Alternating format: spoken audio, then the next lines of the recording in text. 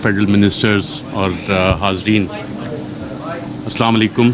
आज टॉपिक तो ये बहुत बड़ा है और इंटरनेशनली इस पे किताबें भी काफ़ी लिखी गई हैं, स्कॉलरली आर्टिकल्स भी हैं, रिसर्च पेपर्स भी हैं, बट अनफॉर्चुनेटली इस इशू पे पाकिस्तान में एकेडेमिया ने इतना ज़्यादा काम नहीं किया।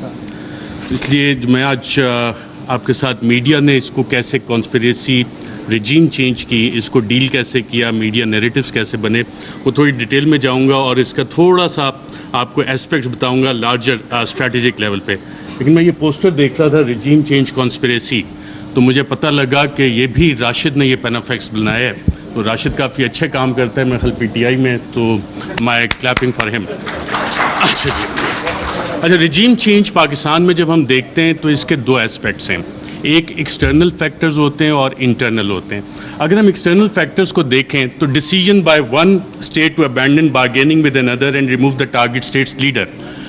PTI की हुकूमत में जब हम ये देखते हैं तो हम खबरें देख रहे थे, मीडिया में आ रही हैं कि जी जो बाइडन जो है वो कॉल नहीं कर रहा, फॉरेन ऑफिस का रब्ता हो रहा है, पाकिस्तान के foreign minister Shah Mahmood Qureshi, US national security adviser Anthony Blinken से फॉरेन ऑफिस ने रब्ते की कोशिश की, नहीं हुआ। लेकिन बिलावल आते हैं, उनके सारे रब्ते हो जाते हैं। तो यहाँ से आप जब मीडिया की वो खबरें निकाल के देखते हैं तो आपको एक्सटर्नल फैक्टर और वो लिंकेजेस के ये फैसला वाइट हाउस में हुआ, US NSC में हुआ, और इसका जिक्र अब मीडिया में ये सवाल अभी तक डिबेट नहीं हुआ कि क्या इसका फैसला वहाँ पे हुआ था, नहीं हुआ था। वो साइफर अगर पब्लिक होता है तो उसमें ये सवालात उठेंगे यकीनन कि ये फैसला उस लेवल पे, स्टेट के लेवल पे US स्टेट ने किया, सदर जो बाइडन ने किया। और सदर जो बाइडन जो नियोकॉन्स थे, the plan for the new American century, उसका बाकायदा तौर पे हिस्सा थे, जिसके बाद हमने देखा 2001 के बाद पूरी दुनिया में डिफरेंट रिजीम चेंज ऑपरेशंस बाकायदा तौर पे लॉन्च किए गए। इराक उसकी एक मिसाल है। इंटरनल फैक्टर्स पे जब हम आते हैं, मैं बड़ा ब्रीफ रखूंगा क्योंकि मैं टाइम बताया गया 10 मिनट का है। इंटरनल फैक्टर्स को जब हम देखते हैं तो इसमें 7-8 general Musharraf, war against terror, और उसके बाद जब उनकी यूटिलिटी ख़त्म होती है, हमने देखा एक पॉपुलर अपराइजिंग होती है और उन्हें जाना पड़ता है, हम लॉयर्स मूवमेंट भी देखते हैं, सारी चीज़ें। लेकिन इस सारे अरसे में जो डेमोक्रेटिक ट्रांजिशन हमारी हुई है, उसमें क्या वाकई हकीकी जमहूरियत हमारी कायम हो सकी क्या, या कि हमेशा हमें एक हाइब्रिड किस्म की जमहूरियत जो है वो मिली है? और हाइब्रिड जमहूरियत बनती कैसे है? हमेशा एक किंग्स पार्टी होती है। जब आप पाकिस्तान की तारीख उठा के देखते हैं तो जो मैन ऑन हॉर्स बैग हैं, घोड़े जो लोग राइड करते हैं, हॉर्स राइडिंग करते हैं, वो अच्छे घोड़े रखने का शौक़ भी रखते हैं, तो वो चीज़ होती है। लेकिन इस सारी चीज़ में एक टाइम फ्रेम बड़ा डिफरेंट आ रहा है पाकिस्तान की तारीख में, वो आ रहा है 2018 से 2022 का। इस दौरान में अथॉरिटेरियन कंसोलिडेशन भी होती रही। अथॉरिटेरियन कंसोलिडेशन इस तरह के जो पुराने एसेट्स थे, जिन पे करप्शन के मुकदमात थे, उनको भी बचाया जा रहा था। दूसरी तरफ एक हुकूमत कोशिश कर रही थी कि जी हमने डेमोक्रेटिक कंसोलिडेशन करनी है, उसको रोका भी जा रहा था। और अकाउंटेबिलिटी इसकी बहुत बड़ी मिसाल है। और अगर किसी ने इसका एक टाइम फ्रेम निकालना है कि बड़ा अच्छा एहतसाब चल रहा था, सारी चीज़ें वन पेज पे चल रही थी, लेकिन फिर एक प्रेस कॉन्फ्रेंस मशहूर ज़माना होती है जिसमें पूरी नून लीग की लीडरशिप बैठी होती है और मरीम नवाज़ उसमें एक बड़ी अच्छी बात करती हैं कि चंद अहम लोगों की वीडियोज़ मौजूद हैं। अब माशाल्लाह सारे वफाकी वज़रा काबीना बैठी है, साबिक वज़ीर आज़म बैठे हैं। उसके बाद एहतसाब के मुकदमों का क्या होना शुरू हुआ, उसके बाद क्या डीलें होना शुरू हो गई, उसके बाद नवाज शरीफ भी बाहर गए, उसके बाद केसेस भी स्लो होना शुरू हो गए, क्या कुछ नहीं हुआ। ये वाली सारी चीज़ें थी। मैं मैसेज आ गया कि जी थोड़ा कम करें। रिजीम चेंज जब पीटा हुई तो मीडिया की स्ट्रेटजी इसमें क्या थी? मीडिया के 3 Ds इसमें बाकायदा तौर पे इस्तेमाल किए गए तहरीक इंसाफ के ख़िलाफ़। 3 D थे, डिस्टर्ब, डिस्क्रेडिट, डिनाई। डिस्टर्ब कैसे करना है? जितने भी पाकिस्तान तहरीक इंसाफ के प्लान्स बने थे, उसे लॉ फेयर के ज़रिए, एडमिनिस्ट्रेटिवली और इंफॉर्मेशन ऑपरेशंस के ज़रिए सेबोटाज करने का बाकायदा तौर पे प्लान बना और उसकी हमने मुख्तलिफ़ किस्म की इम्प्लीमेंटेशंस देखी। अगर आपने एडमिनिस्ट्रेटिव इसकी देखनी है तो वो वज़ीर आज़म तो इमरान खान था, पुलिस वैन वहाँ पे किसके ऑर्डर से गई? शेख रशीद साहब इंटीरियर मिनिस्टर थे, उनसे हम पूछते रहे कि जनाब ये आपने भेजी? वो कहते यार मुझे तो नहीं पता। वज़ीर आज़म इमरान खान कॉल दे रहा है, पूरा रेड जोन जो है बैरिकेड हो जाता है, कौन हुकूमत चला रहा था, कैसे? तो ये वो एडमिनिस्ट्रेटिव स्टेप्स हैं। हर एक की डिटेल में जाएंगे तो काफ़ी लंबा हो जाएगा। फिर एक प्लान बना कि जी 3 Ds का एक हिस्सा था डिस्क्रेडिट करना है, इमरान खान को डिस्क्रेडिट करना है, पाकिस्तान तहरीक इंसाफ को डिस्क्रेडिट करना है। और फ्रेमवर्क फॉर इसमें जो न्यूज़ मेकिंग थी, अगर आप रेड जोन फाइल्स उठा के देखें تو اس میں باقاعدہ طور پہ میڈیا والوں کو یہ بتایا جا رہا تھا, یہ چیزیں میڈیا میں آ رہی تھیں کہ جناب دیکھیں یہ اکتوبر میں ایک جو سلسلہ شروع ہوا ہے نا, یہ بڑی زیادتی کی بات ہے. اس میں چند انڈیویجولز جو ہیں ان کو تو یہ حق نہیں دیا جاتا کہ جی پنجاب پولیس کے پیٹرن پہ چیزوں کو لے کے چلیں, ایسے تو نہیں اجازت دی جا سکتی. لیکن سوال آتا ہے کہ کیا ہمیں اس ملک میں آئین کی حکمرانی چاہیے یا اشخاص کی حکمرانی چاہیے؟ ہمیں قانون کی حکمرانی چاہیے یا چند اشخاص کی حکمرانی چاہیے؟ میڈیا فریم ورک جب آپ اس میں سارا اینالائز کرتے ہیں, جتنے آپ کرنٹ افیئرس کے پروگرامز اٹھا لیں, نیوز آرٹیکلز اٹھا لیں, کالمز, ایڈیٹوریلز, اس میں کانسٹیٹیوشنل فریم وہاں پہ ڈبیٹ فریم نہیں ہوئی, وہاں پہ رولز آف بزنس کی ڈبیٹ فریم نہیں ہوئی, وہاں پہ ڈبیٹ فریم ہوئی اداروں کے حساب سے, وہاں پہ ڈبیٹ فریم ہوئی انڈیویجولز کے حساب سے. اور پھر اپریل میں 9-10 اپریل, اس سے پہلے یہ پلان آ گئے تھے کہ جناب میڈیا سپیس بھی ڈینائی کرنی ہے, بلیک آؤٹ بھی کرنا ہے, جو چند صحافی کوشش کریں کہ آواز اٹھانی ہے ان کو آپ چینل سے نکال دیں. عمران ریاض میرا خیال ابھی بھی بیٹھے ہیں, مجھے اطلاع ملی تھی کہ انہوں نے ایکسپریس جوائن کرنا ہے, لیکن ایکسپریس پہ بھی ابھی تک آن ایئر نہیں ہو سکتا ہے. حالانکہ سلطان لکھانی صاحب فریڈم آف پریس میڈیا اس پہ بلیو بھی کرتے ہیں, کافی اچھے ایڈیٹوریل آرٹیکلز اور چینل بھی چل رہا ہے, but he is not on air. FIRs چلیں, اب صحافیوں کو چھوڑیں, اب تو پوری وفاقی کابینہ جو ہے سابق, اس پہ بھی FIRs ہوئی ہیں اور ملٹیپل FIRs دہشت گردی کی بھی ہوئی ہیں. اور جن لوگوں نے یہ FIRs کی انہوں نے یہ نہیں سوچا کہ کر کس پہ رہے, کیونکہ پلے بک وہی والی پرانی تھی. مسئلہ یہاں پہ یہ تھا کہ کرپشن کے کیسز نہیں مل رہے. بڑی کوشش کیجیے عمران خان کے خلاف کرپشن کے کیسز نکالے جائیں. میری بھی 1-2 ملاقاتیں ہوئی کہ جناب آپ تو بڑی سٹوریز کرتے ہیں. میں نے کہا یار ایک شخص, اور یہ عمران خان صاحب بیٹھے ہیں, شاید آپ میں سے بہت سے لوگوں کو نہ پتہ ہو, PM آفس میں ہمارے بھی ذرائع ہوتے ہیں, اکثر پوری کابینہ پریشان ہوتی تھی کہ جناب بات ہم نے کی ہے, کہاں سے پتہ لگ گئی.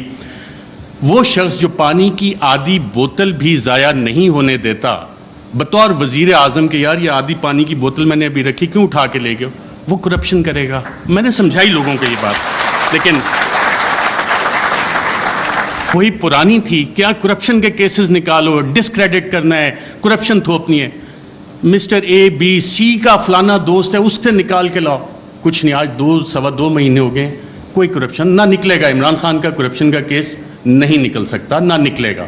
میں نے بتائی کہ نہیں آپ کچھ کوشش, میں کہا میں یہ کوشش نہیں کر سکتا کیونکہ مجھے یہ پتہ ہے کہ عمران خان کی کرپشن نہیں نکلنی. اچھا, media narratives against PTI. French revolution جب آیا تھا تو اس وقت ایک تھاٹ تھا کنگ لوئی کا, میں ریاست ہوں, میں بادشاہ ہوں, میں قانون ہوں. اور یہی چیز ہم نے دیکھی کہ جب میڈیا نیریٹیوز PTI کے خلاف بن رہے تھے. ابھی حال ہی میں آپ اگر آئی ایم دا کنگ کا دیکھ لیں, the king can do no wrong. King ہمیشہ, جو بادشاہ ہے وہ ہمیشہ اچھی چیزیں ہی کرتا ہے. فیٹو پہ پوری حکومت نے کام کیا, ہماد اظہر بھی ادھر ہیں, لیکن PTI نے کام نہیں کیا, بادشاہ نے سب سے اچھا کام کیا. آئی ایم دا لا, قانون میں ہی ہوں. پولیٹیکلی آئسولیٹ کرو PTI کو. آج PTI واقعی پولیٹیکلی آئسولیٹڈ ہے. کون سی سیاسی جماعت ہے جو PTI کے ساتھ اتحاد میں کھڑی ہے؟ سب ایک طرف ہو گئے, لیکن ایک اسٹرینتھ گین ہوئی اس میں. پاکستان کی عوام بغیر کسی کال کے نکل آئے, اور شاید جو وزیر اعظم عمران خان کا آخری دن تھا وزیر اعظم ہاؤس میں, اس وقت جو لوگ نکلے اور جنہوں نے رپورٹ کیا, آئی تھنک عمران ریاض تھے, باقی ہم لوگ بھی تھے, ان سب نے ایک بات نوٹ کی. آپ نے خود بھی اپنا دفتر چھوڑنا ہونا, کافی ٹائم لگتا ہے, کہ ایک شخص فوراً اٹھ کے چلا گیا اور کہا, جب سوال جواب ہوئے, کوئی رہ تو نہیں گیا, کہ اکیلا کر دیا ہے, اب اس کے ساتھ کس نے کھڑا ہونا ہے؟ پاکستان کی عوام کھڑی.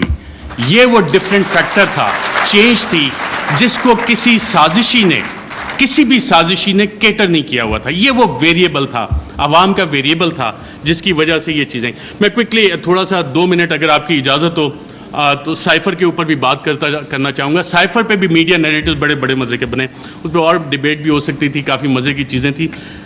پہلا کیا بنا جی, پہلی میڈیا نے رپورٹ کرنا شروع کیا اور باقاعدہ یہ بتایا گیا کہ جی سائفر تو ایگزسٹ ہی نہیں کرتا, سائفر نام کی تو کوئی بلا ہی نہیں ہے. پھر دوسری چیز ہے, میڈیا کی یہ سٹوریز آئیں اور ریکارڈ کے اوپر موجود ہیں, پرنٹ کی ہیں, ٹی وی پروگرامز ہیں, کہ سائفر تو یہ ایزمپشنز پہ بیسڈ ہے. وہ ایزمپشنز ہیں ہمارے ایمبیسڈر کی یا کس کی. پھر یہ بھی کہانیاں میڈیا میں آئیں کہ جی یہ تو فارن آفس میں خود ہی PTI والوں نے بیٹھ کے بنا لیا ہے, یہ تو شاہ محمود قریشی نے خود ہی بیٹھ کے بنا لیا ہے. پھر جب وہ بھی ساری چیزیں, کیونکہ سائفر ایگزسٹ کرتا تھا, سائفر موجود تھا, پھر کہا گیا جی کانسپریسی کا ایویڈنس کوئی نہیں ہے. اچھا پھر عمران خان بطور وزیر اعظم بھی میرا خیال وہ کرکٹ کھیل رہے تھے, اور جب انہوں نے کہا تھا کہ مینٹلی میں اسٹرانگ ہوں, تو بہت سے لوگوں نے انڈر ایسٹیمیٹ کیا. انہوں نے کابینہ کی بھی کمیٹی بلائی, کابینہ کی اسپیشل کمیٹی غالباً 30 مارچ کو ہوئی. 30 مارچ کو میں نے سابق وفاقی وزراء سے پوچھا, وہاں کانسپریسی کی بات بھی ہوئی, کانسپریسی کا ذکر بھی اس میں ہوا, اور پھر 31 کو نیشنل سیکیورٹی کمیٹی بھی انہوں نے بلا لی, اور اس کا بھی مور اس پہ لگ گئی کہ بلیٹنٹ انٹرفیرنس.